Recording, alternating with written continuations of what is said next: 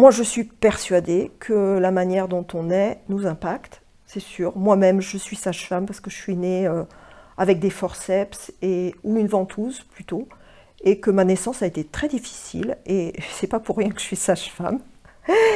Alors après, ça peut être des difficultés, ça peut être des naissances douces. En tout cas, de toute façon, l'enfant, il arrive avec une énergie propre. Et c'est très souvent que des mamans m'ont dit « Ah, mais mon enfant, vraiment, il a ce caractère, comme quand il est arrivé. » Bon, il y a des tas de facteurs qui interviennent. Il y a la famille, hein, les ancêtres. On sait que la psychogénéalogie montre plein de choses.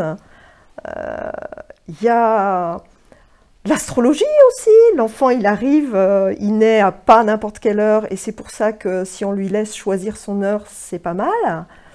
Après, on peut dire que si on le provoque, c'est lui qui a choisi le déclenchement. Mais bon.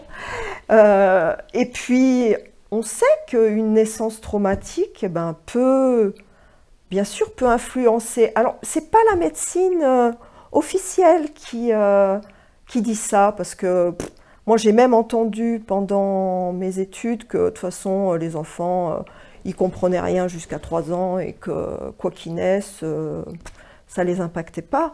Bon, il y a plein de mouvements, même de médecine naturelle qui montrent que l'enfant, il est impacté, que chacun est impacté même par sa conception. Puisque j'entendais une histoire d'un enfant qui avait comme des réminiscences de viol. Et en fait, c'est un enfant qui avait été conçu par insémination avec ces nouvelles méthodes. Je ne sais plus comment ça s'appelle, ICSI. C'est une fécondation avec injection du spermatozoïde dans l'ovule. Et cet enfant, donc qui était issu d'une fécondation comme ça, il avait des mémoires de viol, et on a retrouvé ça dans sa vie.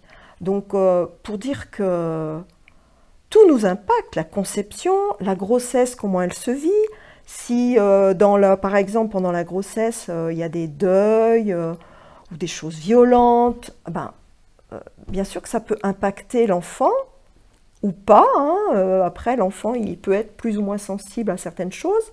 La naissance, bien sûr que ça l'impacte. Ça l'impacte. Par exemple, je sais que c'est Michel Audin qui avait fait une étude sur les anorexiques. Et il disait qu'il y avait vraiment un taux d'anorexique significativement plus élevé chez les enfants nés par forceps ou par ventouse, comme si, en fait, l'enfant, quand il naît, il a conscience qu'il est trop gros, qu'il a du mal à passer, et du coup, à un moment donné de sa vie, bon, il y a souvent un point déclencheur, à un moment de sa vie, il faut qu'il se fasse tout petit, qu'il reste, qu'il maigrisse pour passer plus facilement. Enfin, ça paraît logique tout ça en fait.